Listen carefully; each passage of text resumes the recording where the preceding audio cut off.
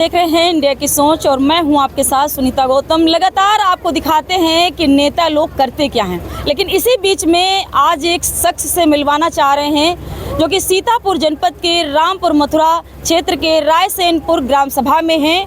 रुद्र त्रिपाठी बीरू भैया के नाम से जाने जाते हैं, हर कोई बीरू भैया के नाम से जानता है। आज हम बातचीत करेंगे कि रामपुर मथुरा क्षेत्र में आगमन हुआ है। खास करके आपको बता दें कि अभी हम फेसबुक आईडी से देख रहे थे कि असईपुर घटना को लेकर के आप सभी जानते हैं कि जिस तरीके से रामपुर मथुरा थाने में हंगामा हुआ था और जो थाना प्रभारी थे उनको हटाया भी गया। गांव पहुंचे थे, पीड़ित से हाल जाना है, क्या कुछ है जानने का प्रयास करते हैं। रामपुर मथुरा क्षेत्र में आगमन हुआ है, असईपुर गांव पहुंचे थे, पीड़ित से मिले हैं, क्या कुछ वहां पे हाल चल जाना। सबसे पहले आपके इंडिया के चैनल को बहुत बहुत धन्यवाद, आपका भी धन्यवाद, आपकी टीम का धन्यवाद। देखिए, हमारा जो आगमन था वहाँ पर, चूँकि मैं नेता नहीं हूँ, मैं आप ही के बीच का निकला हुआ किसी का भाई हो सकता हूँ, बेटा हो सकता हूँ। मेरा मेन मुद्दा जो था कि नेताओं की भांति जाना है, हाल चाल लेना है, लेकिन पीड़ित परिवार के साथ किया क्या। मैं गया तो मैंने सबसे पहले पूछा कि भाई पीड़ित परिवार के कितने बच्चे हैं। उनके बच्चे 4 हैं और जब पता चला तो उनका कोई भी बच्चा शिक्षा ग्रहण नहीं करता है। आर्थिक स्थिति ठीक नहीं है तो शिक्षा ग्रहण का कोई मतलब ही नहीं है, कैसे करेंगे। तो उनके तीनों बच्चों की आज मैंने जिम्मेदारी ली, चूँकि चौथा बच्चा उनकी गोद में है, वो भी पढ़ने काबिल नहीं है, 4-5 महीने 6 महीने का है, लेकिन उन 3 बच्चों के लिए, जो उनकी बड़ी बिटिया है वो 4th क्लास में है, उनका एक उससे छोटा बेटा है वो कक्षा 1 में है, एक नर्सरी में है। तो आज उन तीनों बच्चों को मैंने आजीवन उनको मुफ्त में शिक्षा दिलाने के लिए आज हमने और हमारी टीम अखंड हिंदू वाहिनी ने संकल्प लिया है, जब तक वो बच्चे शिक्षा ग्रहण करेंगे तब तक उन बच्चों को मुफ्त में हम पढ़ाएंगे। और इस काम में सबसे पहले रामपुर मथुरा के ही एसकेएम एकेडमी के प्रधानाचार्य और संस्थापक भाई सुनील दत्त जी आगे आए और उन्होंने कहा कि हम अपनी एकेडमी में मुफ्त में शिक्षा देंगे और उनकी ड्रेस, उनकी कॉपी किताब का जो भी जिम्मा होगा वो हमारा संगठन और हम सब लोग मिलकर करेंगे। जैसे कि नेता बहुत लोग जाते हैं कि जैसे कि घटना हो जाती है तो सिर्फ और सिर्फ वोट के लालच में जाते हैं, कहीं ना कहीं कोई लालच रहता है तब जाकर के पीड़ित से हाल जानते हैं। जिस तरीके से एक तरीके से कहें कि लॉलीपॉप दिखाया जाए जी। और वहाँ पीड़ित से हाल जानेंगे, लेकिन वाकई में आप पहुँचे हैं तो क्या इस तरीके से लोग जो सोचते हैं, जो कहते हैं, क्या उसी प्रकार आप भी वहाँ पहुँचे थे? देखिए, मैं आप सबको पता है कि मैं 2020 से आज मुझे 5 साल हो गए क्षेत्र में चलते हुए और निस्वार्थ भाव से मैं चल रहा हूँ। मेरा कोई राजनीतिक कोई संकल्प नहीं है, ना मेरे को अच्छा लगता है कि ईश्वर ने जो कुछ दिया है कि मैं उसी प्रकार कुछ करूँ। नेता तो 78 साल से, जब से देश आज़ाद हुआ है तब से बेवकूफ़ बना रहे हैं, लॉलीपॉप पकड़ा रहे हैं, आपके पास आते हैं, मीठी मीठी बातें करते हैं, चले जाते हैं, लेकिन उन नेताओं को पिछले इस प्रकरण में उस घर परिवार की आर्थिक स्थिति क्यों नहीं दिखी, तिलक राम जी के बच्चों से क्यों नहीं मिले। मैं पूछना चाहता हूं उन नेताओं से, आखिर वो कर क्या रहे हैं? क्या आपस में एक दूसरे को लड़ा के वोट बैंक की राजनीति कर रहे हैं? मैं जन्म से ब्राह्मण हूं और मैं कर्म से ब्राह्मण इसलिए हूं क्योंकि ब्राह्मण ने सदैव एक संकल्प लिया है, हमेशा ब्राह्मण कभी जातिवादी नहीं रहा है। उसने कहा है कि धर्म का कल्याण हो, धर्म की जय हो, अधर्म का नाश हो, विश्व का कल्याण हो। कभी किसी ने सुना कि नहीं खुद का स्वयं का कल्याण हो? नहीं, हम सबकी बात करते हैं। जैसा कि गौ रक्षा को लेकर के जगत गुरु शंकराचार्य सीतापुर में लगा, जैसे कि पूरे जगह जगह पर उनका स्वागत हुआ।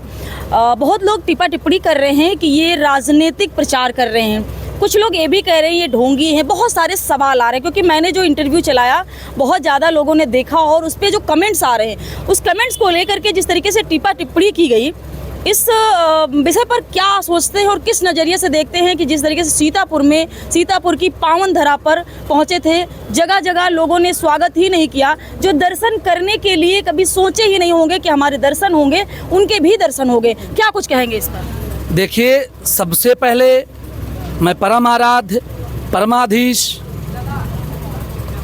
ज्योतिर्मठ के पीठाधीश 1008 जगत गुरु श्री अभिमुक्तेश्वरानंद सरस्वती महाराज जी के श्री चरणों में प्रणाम करता हूँ। आप सबको पता होगा कि पूरे भारतवर्ष में सिर्फ 4 ही शंकराचार्य हैं और उत्तर भारत के शंकराचार्य हमारे अभिमुक्तेश्वरानंद सरस्वती जी महाराज हैं। आज मैं यहाँ पर बैठा हूँ, ये सीतापुर का बेटा, सेवता का बेटा, बहुत खुश नसीब हूँ आप सबके आशीर्वाद से कि मुझे उनसे दीक्षा प्राप्त हुई है। लोग तरसते हैं जिनके चरणों में, मैं उनकी बड़ाई नहीं कर रहा हूँ, लेकिन पद की एक गरिमा होती है। उनके चरणों में राष्ट्रपति, प्रधानमंत्री, खुद स्वयं हमारे प्रदेश के इस समय के मुख्यमंत्री और भारतवर्ष के सबसे अमीर व्यक्ति अंबानी और अंबानी जी का पूरा परिवार जिनके चरणों में सर नवाता है, वो व्यक्ति मेरा गुरु है। मैंने उनसे विधिवत दीक्षा ले ली है। और एक बात कहावत है कि जिसका गुरु बलवान उसका चेला पहलवान, लेकिन मैं कहता हूँ मेरा गुरु ही पहलवान है।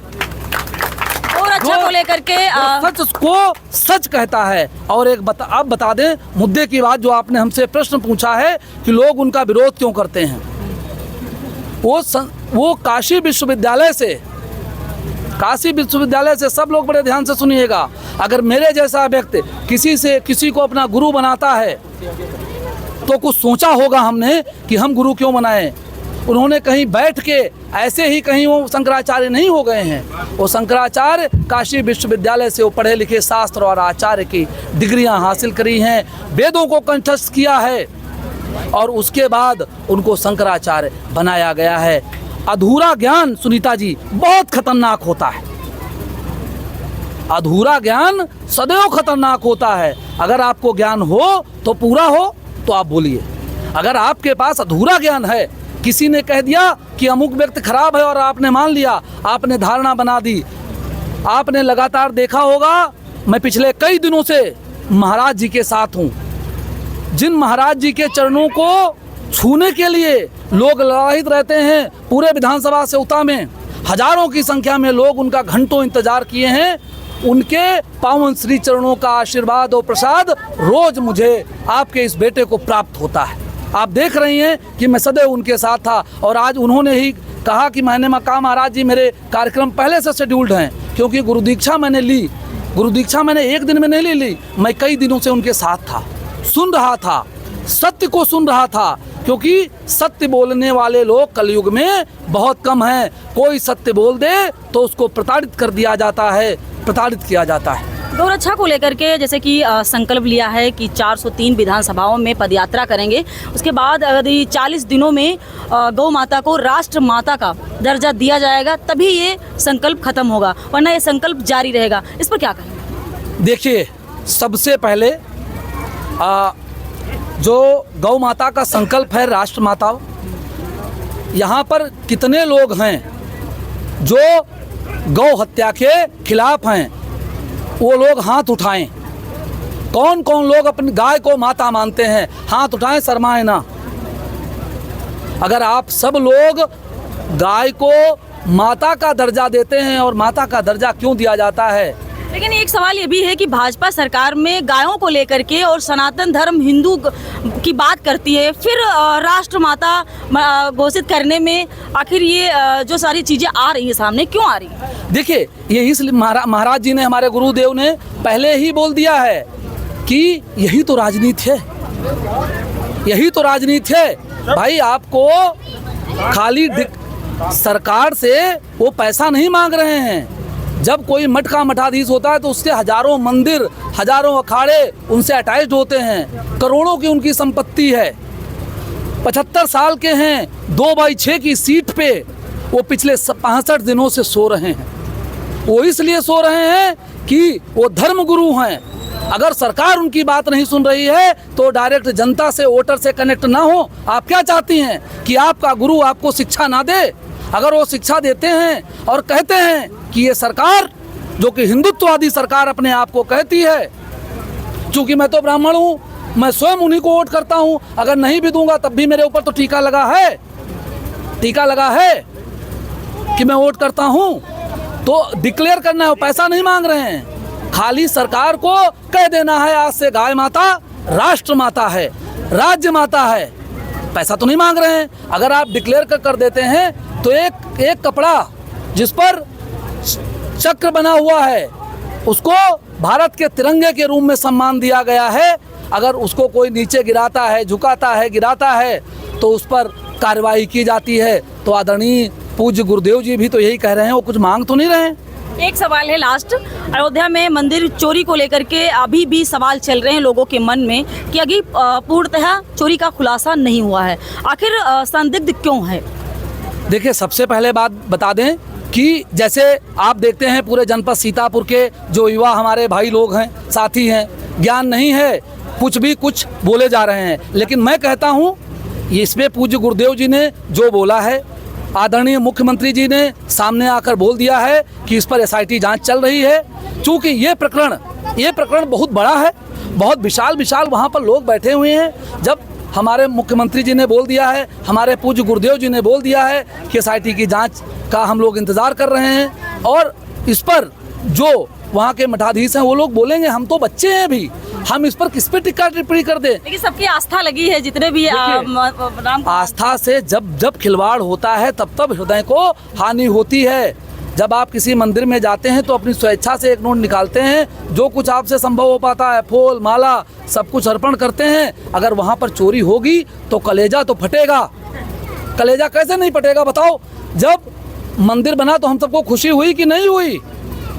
27 चुनाव को लेकर 27 चुनाव को लेकर के क्या इस तरीके की जो घटनाएं सामने आ रही हैं, जैसे कि चोरी का बड़ा सा मुद्दा हो गया है, 27 चुनाव में क्या भाजपा को इसका कहीं नुकसान होगा? देखिए महाराज जी, मैं कल ही उनके साथ था, पूज्य गुरुदेव जी के साथ, तो उन्होंने सीधा कहा है, जो उनकी यात्राएं चल रही हैं, आज तक जब से भारत देश आज़ाद हुआ है कोई भी नेता 403 विधानसभाओं का भ्रमण नहीं किया है। वो पहले ऐसे संत हैं, ऐसे पीठाधीश्वर हैं जो 403 विधानसभाओं का भ्रमण कर रहे हैं, और इसका फर्क पड़ेगा। महाराज जी कह रहे हैं अगर आज भारतीय जनता पार्टी गाय को राजमाता का दर्जा दे दे तो हम उसके साथ हैं। वो विरोध नहीं कर रहे हैं, वो कह रहे हैं तुम करो। अगर दबाव आदमी बनाएगा तो किस पर बनाएगा? शिकायत किससे होती है? अपनों से।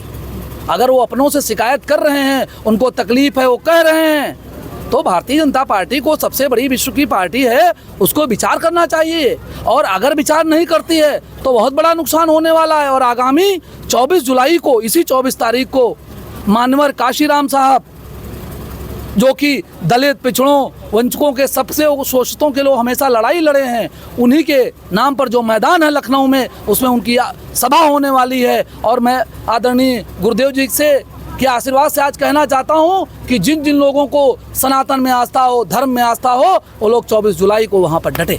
रायसेनपुर में पहुँचे, यहाँ पे काफ़ी लोगों ने आपका स्वागत किया है, सम्मान किया है, कैसा लगा इस क्षेत्र में पहुँचकर? देखिए, ये क्षेत्र हमारे लिए कोई नया नहीं है। पिछले 5 साल से हम अपने क्षेत्र ही नहीं, जनपद सीतापुर ही नहीं, रामपुर मथुरा ही नहीं, पूरे उत्तर प्रदेश में भ्रमण कर रहे हैं। पूरे उत्तर प्रदेश में हम भ्रमण कर रहे हैं। मुझे अच्छा लगा कि कम से कम, अच्छा हमें भी नहीं पता था कि मेरे चाहने वाले इतने लोग हैं यहाँ पर, और सबका बड़े बुजुर्गों का मुझे सबका आशीर्वाद मिला। मुझे अभी माता जी ने भी आशीर्वाद दिया और इन सब ने आशीर्वाद दिया। मैं सबको कोट प्रणाम करता हूँ, और ये चाहता हूँ कि आप सब लोग इसी तरह अपना आशीर्वाद बनाए रखें, और मैं आपके हक की लड़ाई